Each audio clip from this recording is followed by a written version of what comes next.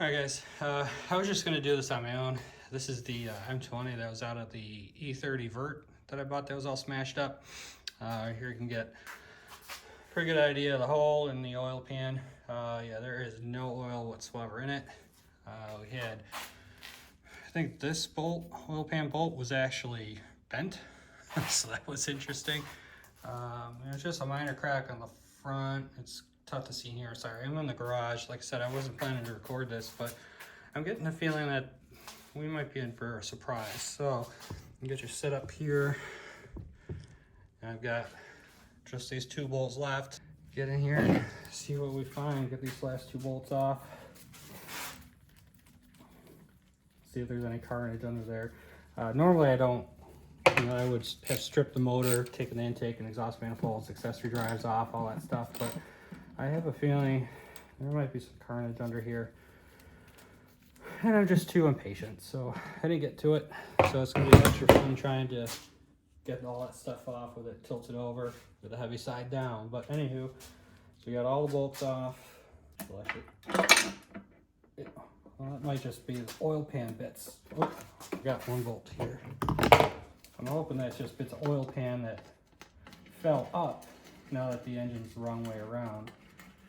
But this will tell us if this ran out of oil and just ran until it's toast or not. I don't think so because it spins over freely by hand and with the starter motor. So we got our windowed oil pan. That was a piece of oil pan that fell. And let's see. First glance, let me get another light here so y'all can see. I don't see anything too concerning right now. The oil pickup doesn't have anything clogged on it, which is good. Yeah, I think we might be okay. I'm sure a piece of oil pan fell in the motor. When we right it around, we'll know for sure. But right now it looks okay. So that's awesome. That means we can probably just put an oil pan on it, replace the other bits that are broken, and this will be a runner, and this will go in the 85. So that's what I'm hoping for. I do have new engine mounts. Might not be easy to see, but that one's actually torqued from the impact. That one looks okay, but I've got the pair of them, so I'm just going to use both. What is that? Oh. That's not good. Oh. That's where it goes. Looks like it goes up to the oil pressure switch. But yeah, I just want to give you a quick little insight to the inside of the engine. It's not too bad. I didn't really see any sludge. We can take a look on the inside of the pan.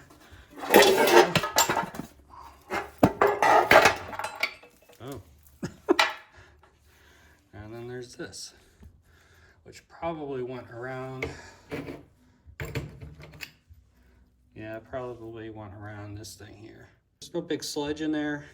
Just a little bit of grit on the bottom. So, other than it's a bit stained. If you remember, the Carfax of this had 250K back in 2012 or 13. I don't remember which. So this could just be that old. We might pop a rod cap off or two, just take a look at how the bearings look. But on that, I don't see any other real surprises. So hopefully that's it. Yeah, I just want to give you a quick little insight to the inside of the M20 out of that E30 vert, and so far it doesn't look too bad. This still looks pretty solid. All right, guys, we're back working on the M20 out of the E30 vert that I parted out. So if you remember, this was in a front end collision, and we can see some of that damage here with this timing cover. It's all broken off. So I went ahead and bought a new one on eBay, well, new to me. Cleaned it up, put some new seals in it for the balance shaft and the crank. Got ready to install that, and well, in order to do that, you got to pull the timing gear off the bottom of the crankshaft, and I've got it over here. Here you can see it here. So this just kind of goes on and is keyed in place here. Well, when I pulled this off, that's what I found. That's the key. So that sheared off, and I don't know if you remember, but the crank bolt that goes in here and the crank it literally fell out when I pulled stuff away from the front of the engine. So the damage, I mean, it hit this timing cover, broke the upper piece, sheared the water pump off, if you remember. So there was a lot of front end damage to this. Now, it still did spin over, and it felt like it had compression. So we also had to replace the oil pan. The old one had a huge crack along the top. There's actually a hole on the bottom. And I think I shot this earlier, but there's some pieces in the oil pan area that a pressure relief valve that got broken off. So I'm starting to really worry about the health of this motor. So I'm starting to tear it down. I've got the manifolds off, got the oil cooler lines off. But also over here, we have the transmission.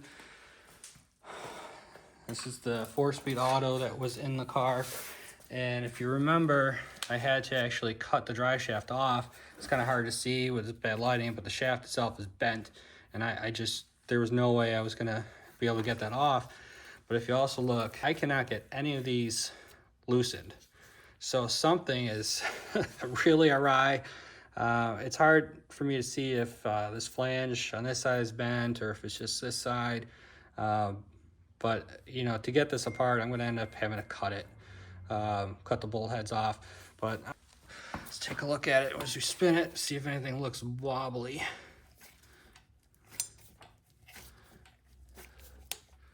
Well, the output shaft on the trans looks okay, but you can see the guibo, how messed that is. So I mean, there might be some internal damage. I have this trans posted for sale, and you know, I think it's probably junk based on all this damage. So I think what I'm gonna do is finish pulling the peripherals off this. I might actually pull the head off too. Just to see. I mean, like I said, I could spin it over fine. I didn't hear anything clank. I spun it over with the starter motor. Nothing, you know, seemed funny. But I'll tell you, when I turned it over by hand, there was very little resistance. I mean, I could feel compression, but not a ton. So I'm wondering if, you know, something came apart, especially with this sheared off. You know, the timing belt could have slipped for sure. You know, with the covers being broken, I wasn't able to actually verify that it was still in time. So I think we're gonna have to go ahead. I'm gonna pull all the stuff off this side of the engine, pull the valve cover off, start there. Then I might actually just pull that head off. All right, well, you can see we got the intake manifold off, the thermostat housing, pretty much everything out of the way. Of course, the dipstick's in the way, and I'm not just talking about myself. First look in, I'm not seeing anything too worrisome. There's definitely been some oil in there. I mean, some valves are open, some aren't. I can't really spin the engine over because, well, there's no timing belt on it, so I can't really see how they're moving if they're opening, but no real surprises. I don't see anything crazy on the block. I mean, it certainly had a lot of oil leaks, you know. Definitely valve cover was leaking. That breather might have been leaking a little bit. And of course, this crankcase vent tube was definitely leaking a bit. Back side here, again, greasy and oily again, probably from those half moons in the valve cover. The other side, it's got some grease again from the valve cover. So,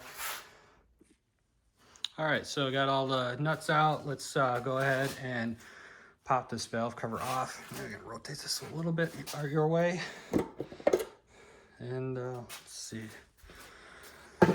We're out of room for all my crap.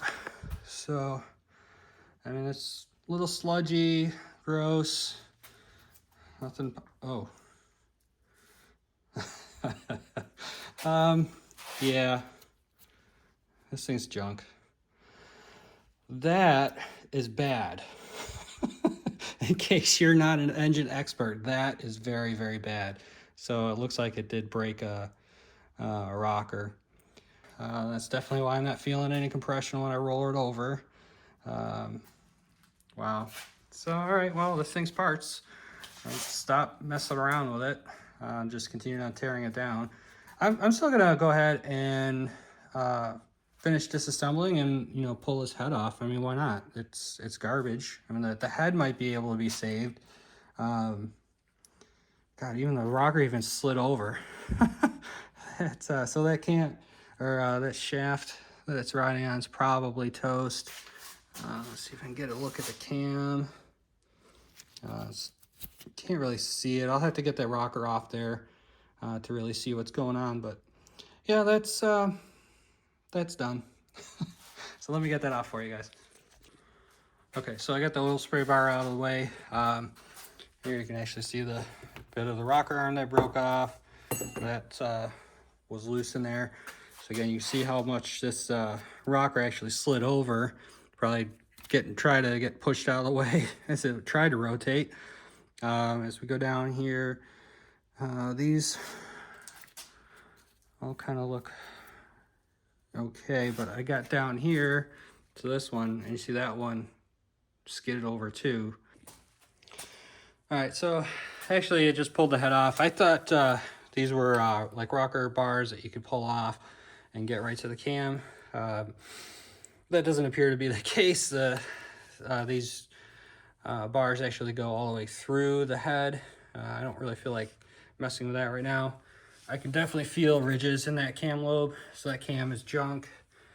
You know, it is what it is at this point. Let's take a look at the block here.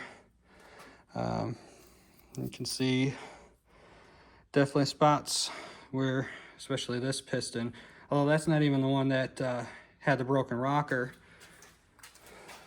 but that's an impact. You can definitely see where it was hitting, and almost every single one. So this thing definitely skipped time when that crank timing gear sheared off. Came up, smashed into the head, and broke that rocker. So this is cylinder one, which really didn't have as many witness marks on that piston, but let's see what the underside looks like.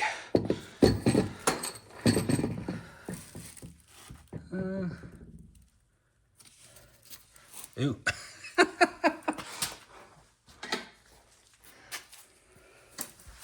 I don't know if I can get the light in there right, but that is a bent valve. That one I think is bent, but it's hard to see. So that's definitely, oh yeah, you can see the witness marks here on the intake valves, and also here on the exhaust valves. Oh yeah, she definitely kissed. Well, I want to say the head is probably rebuildable, but would need to be inspected by a machine shop to know for sure. And the block, I mean, I don't see any real issues. I'll probably just spin it over by hand, just to make sure that all the pistons move. I'm glad I didn't sell this, because someone would have bought it thinking they could throw it in their car, and you know, it's not. It needs a full rebuild.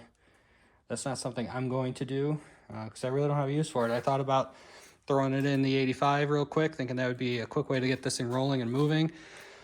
But even if all this wasn't the issue, by the time I buy all the consumables, the timing belt water pump kit, all the gaskets, it's just, I'm basically in the same money as to buy all the stuff for this M54 B30 that is gonna go in that car. So I'd rather just, you know, sell what I can off that, and we'll then tackle this. We still have to see what's going on with it. We know the head is no good on this one. If you remember back to the turbo turd, He ran water in it, froze, and cracked the head. I do have a good head for it, but we need to check everything else out, make sure that you know, there's no damage to the block. I don't see any cracks, but you know, we need to check it out thoroughly. So I'm gonna end this here. I just thought I'd bring you guys along. Wow, that valve is so bent. The head might be rebuildable. I think the block's definitely, I mean, it's a cast iron block. I don't see any real scoring in the cylinders. I can still see cross hatching. So, you know, maybe we get $100 for the block, $50 for the head. We got the intake, I don't know, $7,500. I totally forgot to do a little spin over test. Yeah, I just want to bring you guys along for a quick spin over test. Make sure everything's moving where it should. The crank bolt's still loose, so I'm gonna tighten that first. All right, here we go. Well, looks like they're all moving, so that's good. Yeah, they're all moving around pretty good. So I don't know how many miles are on this motor. I'm assuming this is the original engine. You know, there's no real date codes on these things, so it's hard to really say. But the odometer on the car said 249,000, but that was the same mileage that was reported in 2013 because the cluster's broken. So who knows how old or how long that was stuck at 249,000. That could have been stuck for 5 or 10 years. I don't remember what the last reporting was before, but it was quite a bit longer. Before that, a lot less miles. So it's really hard to say, but it does look like there's good cross hatching in all the cylinders. So I think this block could be saved. Just kind of want to bring you guys along with this. It's kind of interesting to see the carnage. I mean, who would have thought? I certainly wouldn't have thought at the beginning of this that the motor would have been toast. You know, it was just a front end collision, but how far the damage went and shoved this engine in the firewall, bent drive shaft, you know, it's a mess. So it's kind of crazy, all the damage from this accident. I just can't believe it. And then all the people telling me that I should have saved that car. I mean, I did save the car. It went on to save many other E30s, including the E85. That's quietly awaiting me to work on it again. Stop using it as a workbench. And then ultimately the person who bought the chassis is making a trailer out of it. So, you know, most of it is going to be existing in some other form or fashion. Didn't just go get crushed. So I'm very happy with the ultimate outcome. I was, you know, kind of sad that this motor is shot. That transmission might be as well. I mean, it's hard to say. But again, thanks for watching, everybody. We'll see you in the next one.